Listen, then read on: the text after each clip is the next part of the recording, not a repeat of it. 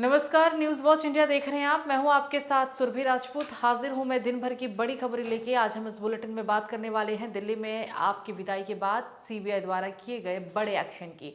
बात करेंगे आप विधायक अमानतुल्लाह खां की बढ़ती मुश्किलों की, माघ पूर्णिमा पर महाकुंभ में हुए भव्य स्नान की, बात होगी पीएम मोदी के फ्रांस दौरे की, जानेंगे क्यों परिवहन मंत्री अनिल विज ने दिखाए तीखे तेवर, बात करेंगे जीबीएस वायरस से हुई पुणे में पहली मौत की, और बुलेटिन के अंत में बात राम जन्मभूमि मंदिर के मुख्य पुजारी सत्येंद्र दास के निधन की। चलिए अब आपको खबरें विस्तार से बताते हैं। दिल्ली में आम आदमी पार्टी की सरकार की विदाई के साथ ही सीबीआई ने बड़ा एक्शन लेते हुए दिल्ली परिवहन विभाग के 6 अधिकारियों को भ्रष्टाचार और रिश्वत लेने के आरोप में गिरफ्तार कर लिया है। सीबीआई को दिल्ली परिवहन विभाग में बड़े पैमाने पर भ्रष्टाचार के खिलाफ शिकायतें मिल रही थीं। इन शिकायतों को वेरीफाई करने के बाद सीबीआई ने बड़ा एक्शन लेते हुए डीटीसी के 6 अधिकारियों को गिरफ्तार किया। अधिकारियों ने बताया कि गिरफ्तारी से पहले शिकायतों की निगरानी और वेरीफाई करने के बाद ये फैसला लिया गया। वेरिफिकेशन में पहले दृष्टि से विभिन्न स्तरों पर भ्रष्टाचार के संकेत मिले और नतीजतन ये गिरफ्तारियां हुई है। आम आदमी पार्टी के नवनिर्वाचित विधायक अमानतुल्लाह खां के खिलाफ दिल्ली पुलिस ने 2 दिन पहले जामिया नगर में पुलिस टीम पर हमले की अगुवाई करने के आरोप में एफआईआर दर्ज की। वो लगातार फरार चल रहे हैं और तलाशी भी ली जा रही है। नवनिर्वाचित विधायक अमानतुल्लाह खां की गिरफ्तारी के बाद मकोका लगाने की तैयारी हो रही है। विधायक की गिरफ्तारी के लिए दिल्ली पुलिस की स्पेशल सेल और क्राइम ब्रांच की टीम की ओर से उत्तर प्रदेश, राजस्थान, दिल्ली के अलग अलग ठिकानों पर रेड डाली जा रही हैं। पुलिस उनकी तलाश में जुटी हुई है। उनको फोन की आखिरी लोकेशन मीठापुर में मिली और लेकिन उसके बाद उनका फोन बंद हो गया था।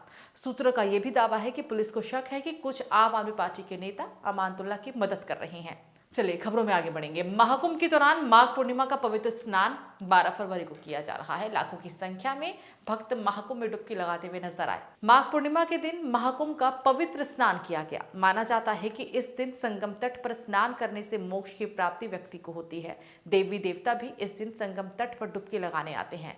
इस दिन रखे गए व्रत से उत्तम फलों की प्राप्ति भक्तों को होती है। माघ पूर्णिमा का स्नान महाकुंभ का 5वां सबसे प्रमुख स्नान है।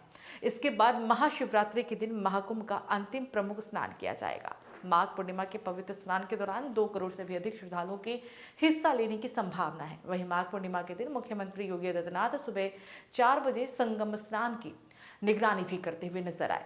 डीजीपी प्रशांत कुमार, प्रमुख सचिव संजय प्रसाद और सीएम सचिवालय के अधिकारी 5 केडी वॉर रूम में मौजूद रहे। प्रयागराज पहुंचे बीजेपी सांसद जगदम्बा पाल ने कहा कि आज माघी पूर्णिमा है और संगम में पवित्र स्नान के लिए दुनिया भर से करोड़ों लोग यहां आते हैं। यहां की खुशी को शब्दों में बयान नहीं किया जा सकता और इसे यहां आकर ही अनुभव किया जा सकता है। प्रधानमंत्री नरेंद्र मोदी फ्रांस के दौरे पर हैं और इस दौरे के तहत वो मार्सिले पहुंचे, जहां पर उन्होंने होटल में भारतीय प्रवासियों से मुलाकात की। इस दौरान पीएम मोदी एक छोटी सी बच्ची को पुचकारते हुए और प्यार करते हुए भी नजर आए और कहा कि यहां भारतीय वाणिज्य दूतावास खुलने से भारत और फ्रांस के बीच संबंध और भी ज्यादा मजबूत होंगे। इस बीच पीएम मलाग्रुएस युद्ध कब्रिस्तान पहुंच गए हैं और यहां पर एक स्मारक भी है जो विश्व युद्ध में सर्वोच्च बलिदान देने वाले भारतीय सैनिकों की स्मृति में बना हुआ है। प्रधानमंत्री नरेंद्र मोदी ने मार्सिले पहुंचने के बाद सोशल मीडिया एक्स पर एक पोस्ट भी किया। इसमें उन्होंने लिखा कि राष्ट्रपति मैक्रो और मैं थोड़ी देर पहले मार्सिले पहुंचे और इस यात्रा में भारत और फ्रांस को जोड़ने के उद्देश्य से महत्वपूर्ण कार्यक्रम होंगे। जिस भारतीय वाणिज्य दूतावास का उद्घाटन किया जा रहा है वो लोगों के बीच संबंधों को गहरा करेगा। मैं प्रथम और द्वितीय विश्व युद्ध में शहीद हुए भारतीय सैनिकों को भी श्रद्धांजलि अर्पित करूंगा। हरियाणा बीजेपी के सीनियर नेता और राज्य सरकार में ऊर्जा और परिवहन मंत्री अनिल विज के तेवर अब कम होने का नाम नहीं ले रहे हैं। मुख्यमंत्री नायब सिंह सैनी को लेकर दिए गए बयानों को लेकर उन्हें जो नोटिस भेजा गया था उसका अनिल विज ने जवाब दे दिया है। ये जवाब 8 पेज में दिया गया। मंत्री अनिल विज ने कहा कि 3 दिन से बेंगलुरु में था, कल घर आकर नहाया, फिर खाना खाया और उसके बाद बैठकर इस चिट्ठी का जवाब दिया। 3 दिन का समय दिया गया था लेकिन आज समय से पहले मैंने जवाब दे दिया है। विज ने बताया कि उन्होंने इस चिट्ठी में लिखा है कि अगर और किसी बात का भी जवाब चाहिए तो वो भी देने के लिए वो तैयार है। अनिल विज ने सोशल मीडिया प्लेटफॉर्म एक्स पर कुछ तस्वीरें भी साझा की थी जिसमें उन्होंने दावा किया था कि मुख्यमंत्री नायब सिंह सैनी ने के एक दोस्त के साथ देखे गए कार्यकर्ताओं को एक निर्दलीय उम्मीदवार के साथ भी देखा गया जिसे उन्होंने पिछले साल विधानसभा चुनावों में हराया था।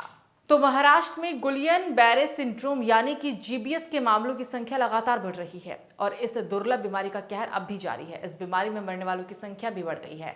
मुंबई के नायर अस्पताल में भर्ती 53 साल के मरीज की इस बीमारी की वजह से मौत हो गई। वो वेंटिलेटर पर था और इसके साथ ही मुंबई शहर में जीबीएस सिंड्रोम वायरस से पहली मौत हुई। ऐसे में अब जीबीएस से जुड़ी मौतों की संख्या बढ़कर 8 पहुंच चुकी है। अस्पताल से मिली जानकारी के अनुसार मुंबई के वडाला के रहने वाले 53 साल के मरीज बीएमसी के बीएन देसाई अस्पताल में वार्ड बॉय के रूप में काम किया करते थे। नायर अस्पताल के डीन डॉक्टर शैलेश मोहिते ने बताया कि मरीज काफी दिन से बीमार था। ऐसे में कई दिनों तक उनका इलाज चल रहा था, लेकिन बुधवार सुबह उनकी मौत हो गई। स्वास्थ्य विभाग के अधिकारियों ने कहा था कि पुणे क्षेत्र में गुलियन बैरे सिंड्रोम के संदिग्ध और पुष्ट मामलों की संख्या 197 तक पहुंच गई है और इस तंत्रिका विकार के 5 और भी मरीजों का पता चला है। स्वास्थ्य विभाग के अधिकारी ने बताया कि पुणे में 5 मरीजों में 2 नए मामले और पिछले दिनों में 3 मामले भी शामिल हैं। तो श्री राम जन्मभूमि मंदिर के मुख्य पुजारी आचार्य सत्येंद्र दास का निधन हो गया है। 87 साल के सत्येंद्र दास बीते 34 साल से रामलला की सेवा कर रहे थे। वो अस्थायी टेंट से लेकर भव्य मंदिर में विराजमान होने तक रामलला के सेवक के तौर पर काम करते रहे। कुछ दिनों पहले ब्रेन स्ट्रोक के कारण तबियत बिगड़ने के बाद लखनऊ के एसजीपीजीआई के न्यूरोलॉजी विभाग में उन्हें भर्ती कराया गया था। वो हाई ब्लड प्रेशर और डायबिटीज से भी ग्रस्त थे। सीएम योगी आदित्यनाथ ने सत्येंद्र दास के निधन पर दुख जताते हुए सोशल मीडिया एक्स पर लिखा कि परम राम भक्त श्री राम जन्मभूमि मंदिर श्री अयोध्या धाम के मुख्य पुजारी आचार्य श्री सत्येंद्र कुमार दास जी महाराज का निधन अत्यंत दुखद एवं अध्यात्म जगत की अपूर्णीय क्षति है। विनम्र श्रद्धांजलि। प्रभु श्री राम से प्रार्थना है कि दिवंगत पुण्यात्मा को अपने ही चरणों में स्थान दे और शोक संतप्त शिष्यों एवं अनुयायियों को ये अथाह दुख सहन करने की शक्ति प्रदान करें। ओम शांति। इस बुलेटिन में फिलहाल मेरे साथ इतना ही। आप देखते रहिए न्यूज वॉच इंडिया। नमस्कार।